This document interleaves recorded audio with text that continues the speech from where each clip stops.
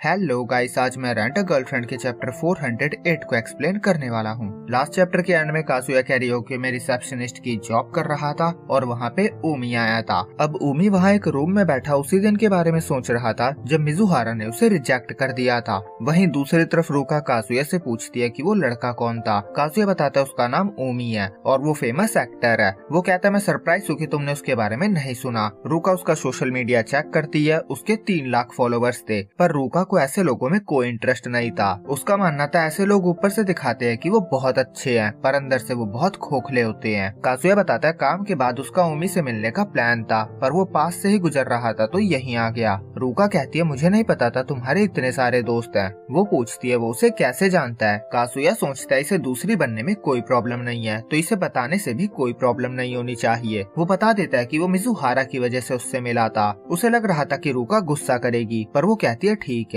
और अब काजुया को अजीब लगने लगा था। वो सोचता है इसे सेकंड बनने से कोई प्रॉब्लम नहीं है, पर इसका ये मतलब थोड़ी ना है कि मेरे और मिजुहारा के बारे में सुनकर ये खुश होगी। और रूका अपने ड्रेस को चेंज करके वर्क यूनिफॉर्म को पहन चुकी थी और काजुया उस पे से अपनी नजरें हटा ही नहीं पा रहा था। वो पूरी तरह से उससे डिस्ट्रैक्ट हो रहा था। उसे समझ नहीं आ रहा था कि उसकी बॉडी ऐसे रिएक्ट क्यों कर रही थी, जबकि वो तो मिजुहारा से प्यार करता है और इसीलिए उसे इस बात का गिल्ट भी हो रहा था। और वो वहाँ से निकलने के लिए ऊमी को ड्रिंक देने जाने का बहाना मारता है। फिर वो ऊमी के लिए ड्रिंक लेकर उसके रूम में जाता है। ऊमी वहाँ गाना गा रहा होता है। काजुया उसकी आवाज सुनकर हैरान हो जाता है। वो बिल्कुल एक प्रोफेशनल सिंगर की तरह गा रहा था। उसे लगता है कि ऊमी हर चीज में परफेक्ट है। वो हैंडसम है, एक्टर है और अब सिंगर भी है। ऊमी उसे ड्रिंक्स के लिए थैंक्स कहता है और उसके वर्क प्लेस पे आने के लिए उससे सॉरी भी कहता है। वो बताता है वो अपने नए प्रोजेक्ट के लिए गाने की प्रैक्टिस करने आया है। काजुया सोचता है इसकी कम्युनिकेशन स्किल बहुत अच्छी है। ये बातों बातों में अपने खुद की ही तारीफ करता है। एक पल के लिए वो सोचता है कहीं ये मुझे नीचा तो नहीं दिखा रहा।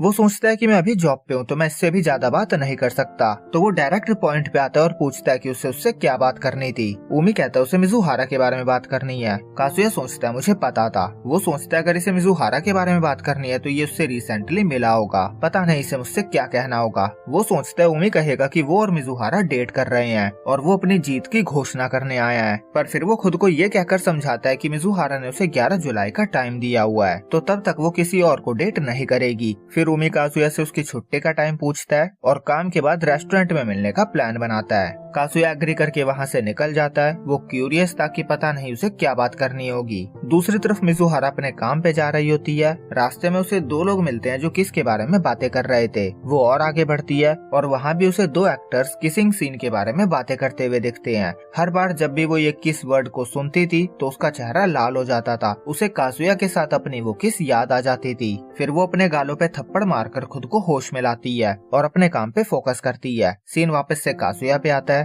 वो ऊमी के रूम से बाहर आ चुका था और वो अभी भी इसी सोच में था कि पता नहीं ऊमी को मिजुहारा के बारे में उससे क्या बात करनी है। वो अपनी नेगेटिव थिंकिंग से परेशान हो चुका था। तभी रूका उसके पास आती है और उसका हाथ पकड़ के उससे वीकेंड के प्लान के बारे में पूछने लगती है और उसी टाइम ऊमी वहाँ से जा रहा होता है और वो उन दोनों को क्लोज देखकर हैरान हो जाता है और यहीं पे ये चैप्टर एंड होता है। तो मैं आपसे मिलूंगा कल इसके अगले चैप्टर के साथ। जब तक के लिए बाय बाय।